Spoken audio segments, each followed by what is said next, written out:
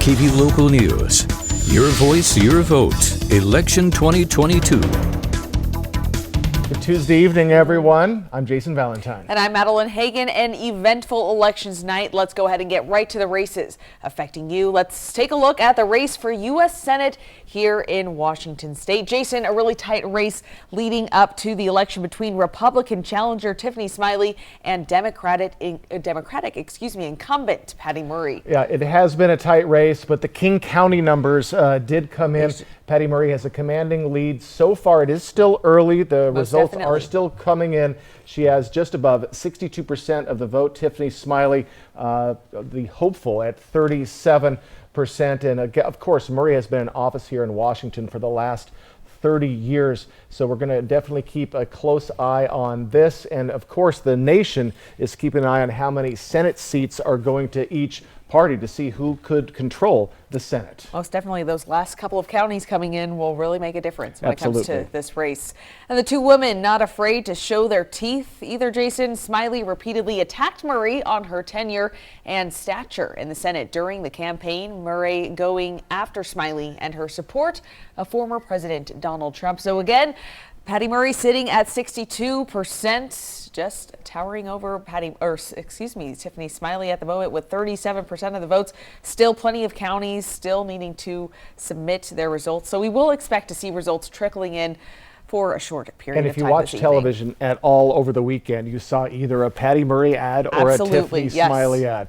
Well, turning now to the race of U.S. House of Representatives District 4 in the state of Washington. Incumbent Republican Dan Newhouse facing Democratic challenger Doug White. Doug White sitting at 30% and Dan Newhouse sitting at 68%. He's been in office for years, and these candidates were neck and neck in the primary election back in August. Newhouse edging out White and winning by just 571 votes last summer. Now, one of the biggest issues Newhouse and White said facing Yakima County is violent crimes against people on the Yakima Reservation. Jason, it feels like we have a story about missing people off of the Yakima Reservation, especially women. It is something both candidates have openly spoken about, saying they're very passionate about. They both have different ways that they want to tackle this issue. So we will continue to track the updates for this race as they come in. But again, Dan Newhouse over Doug White at 68% this evening.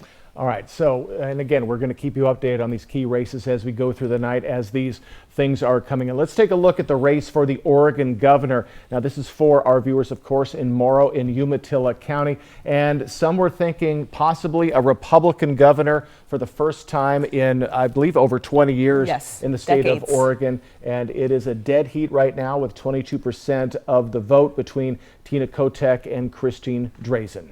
Tied at 45% each. Very interesting there. Each. So obviously Oregon is also a mail-in ballot state like us here in Washington. So we're not ready yet to call this, but this is an intense race. The people of Oregon haven't elected a Republican governor, like you said, 40 years. 40 years. So double what I said. Absolutely, it has been some time. Several Oregon voters said they are most concerned about abortion rights, homelessness, and the economy.